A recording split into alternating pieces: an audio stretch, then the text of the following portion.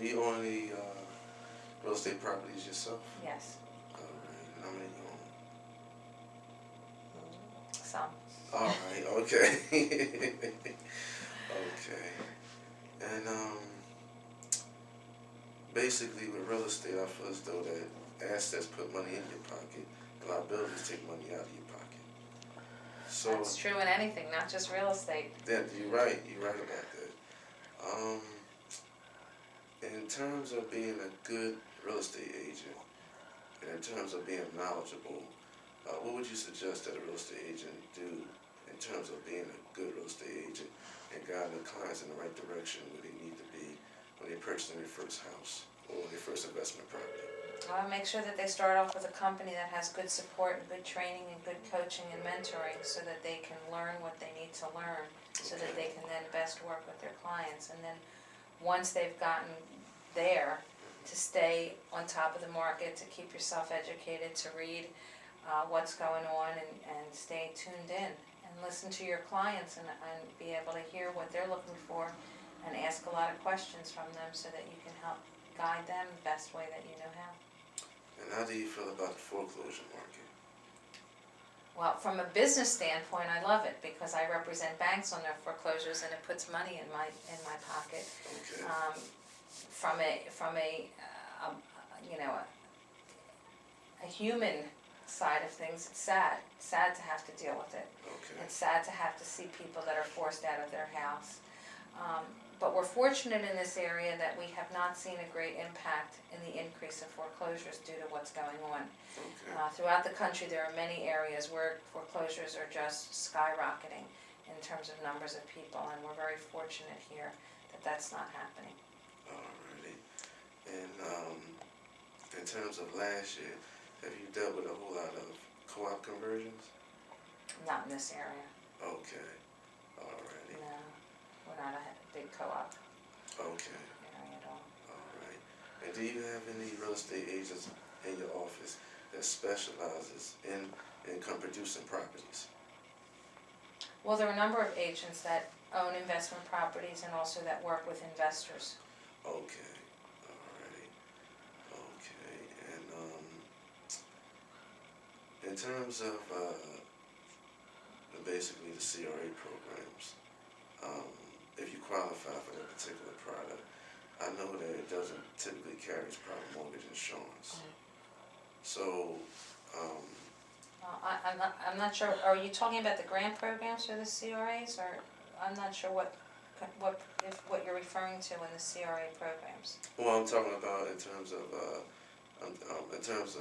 CRA products that Bank of America offers, and if you qualify, you fall under those special effort guidelines. Right, It Sovereign has some also, yeah. You're right. And there are a number, as I said earlier, there are a number of programs out there based on your income, based on your credit, that you could qualify for that would not require PMI. Okay, all right. Now, in terms of with Fannie Mae and Freddie Mac, basically, they are a government-sponsored program. They simply act as repositories for all the loans that's originated on the street.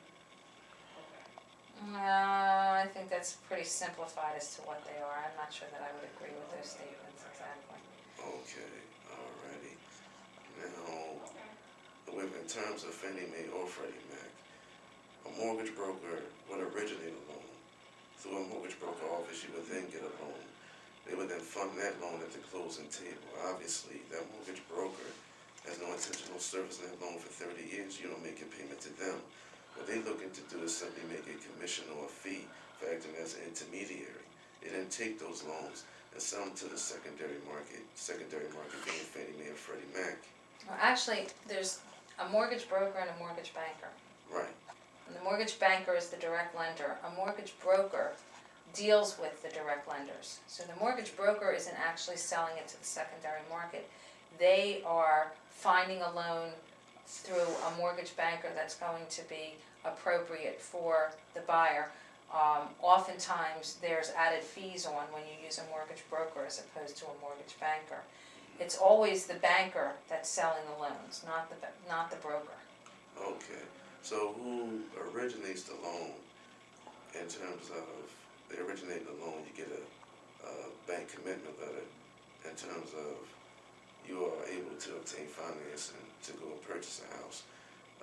If you basically talk to your lender, can't those junk fees be waived? PMI is not, it's based on the program. Okay. And depending on what program you qualify for, depends on whether you have PMI. PMI is not considered a junk fee. It is an insurance policy, it's not just an added fee.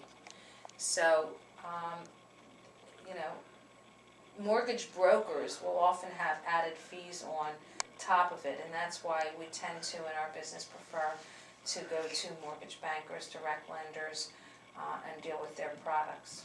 Okay. Now I know that the banks also have some other money, which is called portfolio money. That's basically where the bank does lend its own money. But the bank is not willing to give you a 30-year fix because the bank is not willing to take the risk on that. So they're going to offer you a 5 or 7-year balloon type of product. No, actually, there are many direct lenders that hold their loans and don't sell them all to the secondary market. A lot, you know, there's most loans overall, of all the companies and all the loans out there, most loans are sold to the secondary market. That's what keeps the money flowing in. But there are a number of direct lenders who do hold some of their loans also and don't sell them. And they're not just portfolio loans, they might even be 30-year loans. And they might sell them 10 years down the road. Okay. They may hold them for a number of years and then sell them. They're not always sold immediately. All right. Now, in terms of jumbo loans, that's basically you're trying to get a loan for $417,000. A larger amount. All right. And how do you feel about jumbo loans? They're just a larger loan. Somebody who's Okay. buying a higher end property needs a bigger mortgage, they go with a jumbo loan. All righty. Well, I'd like to thank you, Miss Ann Rubin. It's been a pleasure. And you're a lovely woman. You brighten up the lovely room. Thank you. And this is Arthur Robinson Jr. signing off. And remember, the strongest muscle in your body is your brain. Bye for now.